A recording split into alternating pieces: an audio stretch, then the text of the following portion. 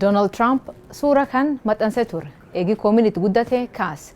Trump suura AI hojjetame kan Yesuus fakkees maxxansuun nama hedduu aarse. Qeeqxooti isa qofa don taane deeggartoonni isaanii illee yaada isaanii maxxansaa jiru. Kiristaanonni gochi Trumpii kunin kiristaanotaa fi kabaja dhabuu fi akka waaqayyo arrabseetti ilaalaa jiru. Haa ta'u malee Trump yaadi isaa waan namoonni jechaa turan don taane akka hakiim namoota fayyisuutu argisiisuuf ture jedha.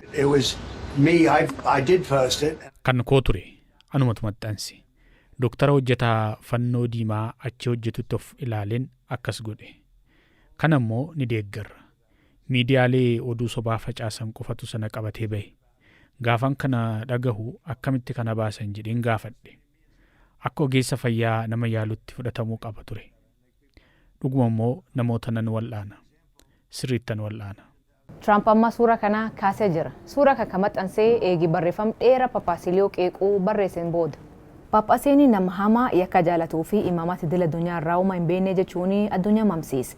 Paappaasiliyoon waraana US fi Israa'el Iraan irraa geggeessaa turan balaaleffatee nagaan akka bu'uu erga dabarsaa ture. Waraanni kunin maqaa kiristaanummaan geggeeffamu balaaleffate. Kunis Trump hin gammachiifu. Paappaasii boombii nikularaa qabaachuun rakkoo hin qabu jedhu hin barbaannu. Paappaasii yakki magaala keenya keessa yoo jiraate rakkoon hin jiru jedhu hin feenu. Hin jaaladhu. Ani deeggaraa Poopliyoo miti.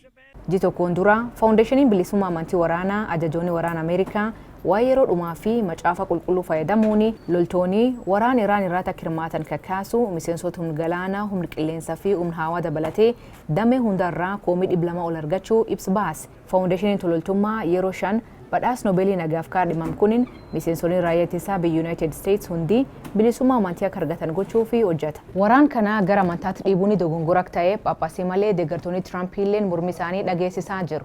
Paappaasiliyoon amma Trump waliin dubbii walirra dedeebisuu hin barbaadu garuu ejannoon kiyyin erga nagaa dabarsuu jedha.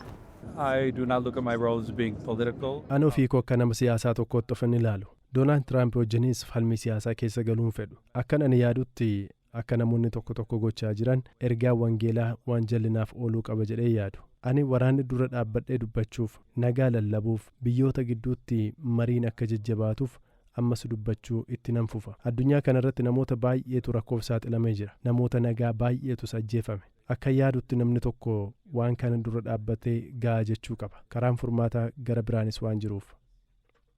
Trump Paappaasii irraa xiyyeeffachuun waan hin eegamtu ture jedha Vaatikaan. Ameerikaa keessatti namoota miliyoona 60 oliitti amantaa Kaatolikii hordofu. Addunyaa keessatti namoota biliyoona 1.4 namni hundi jechisaa kanaanii muufachuu hin oolu jedha Vaatikaan.